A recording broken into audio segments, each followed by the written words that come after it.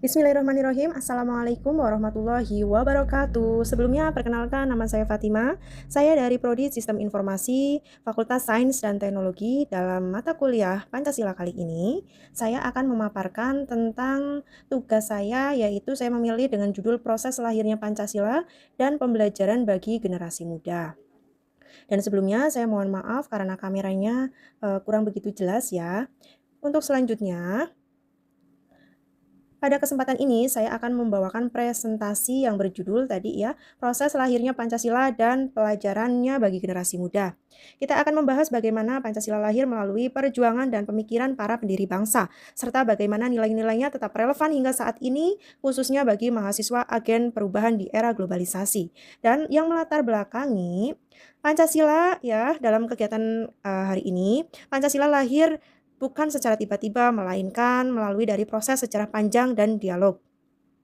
Pancasila diperlukan atau dipandang perlu untuk masa kemerdekaan karena dijadikan sebuah dasar negara yang mampu menyatukan berbagai perbedaan bangsa Indonesia. Dan nilai-nilai yang digali dari kepribadian, budaya, dan pengalaman hidup bangsa Indonesia sendiri adalah salah satu bentuk proses yang dilalui dan menjadi sebuah sejarah tersendiri bagi negara Indonesia. Selanjutnya, untuk kondisi sebelum lahirnya Pancasila, kita perlu melihat konteks sejarahnya. Pada awal tahun 1945, Jepang mulai mendesak dalam Perang Dunia Kedua dan berjanji akan memberi kemerdekaan kepada Indonesia.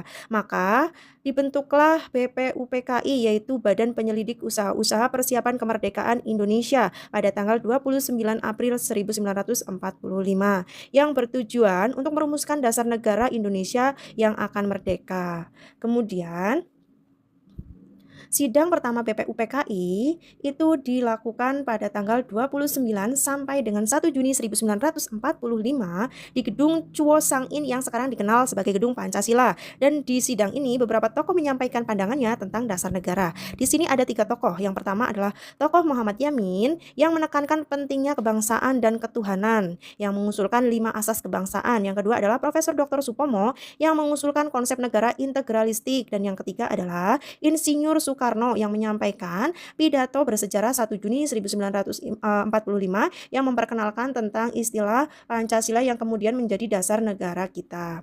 Kemudian, usulan dari Insinyur Soekarno yang pada tanggal 1 Juni 1945 dalam pidato sejarahnya, Soekarno mengajukan 5 prinsip utama, yaitu adalah kebangsaan Indonesia, nasionalisme, kemudian peri kemanusiaan, internasionalisme, yang ketiga mufakat atau demokrasi, yang keempat secara sosial, yang kelima ketuhanan yang berkebudayaan.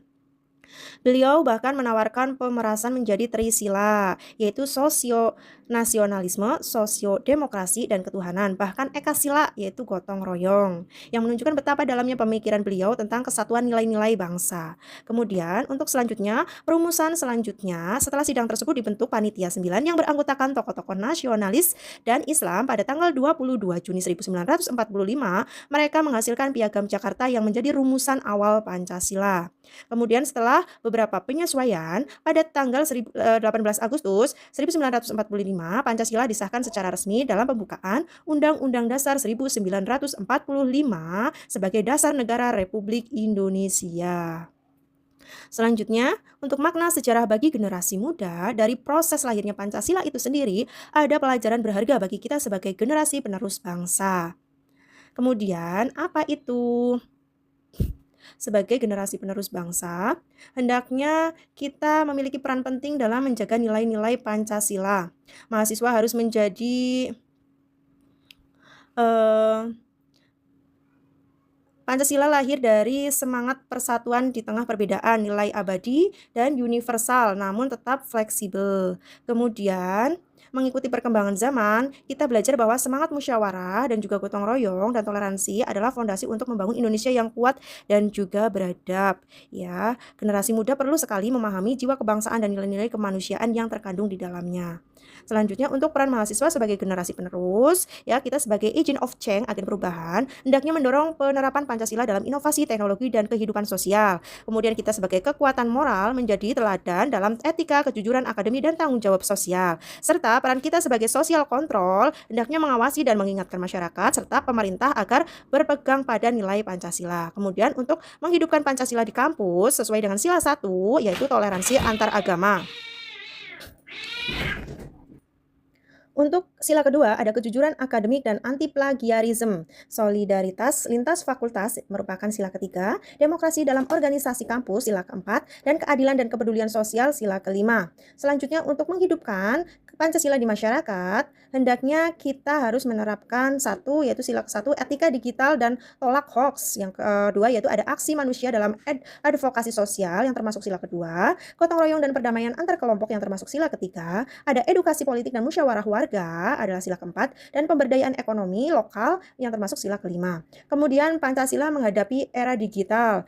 Pancasila tetap relevan karena menjadi filter terhadap dampak negatif globalisasi, individualisme, intoleransi, ideologi transnasional, dan kemudian menuntut etika digital yang beradab dan mengarahkan penggunaan teknologi untuk pemerataan pendidikan dan kesejahteraan sosial, mendorong dialog dan toleransi di ruang digital.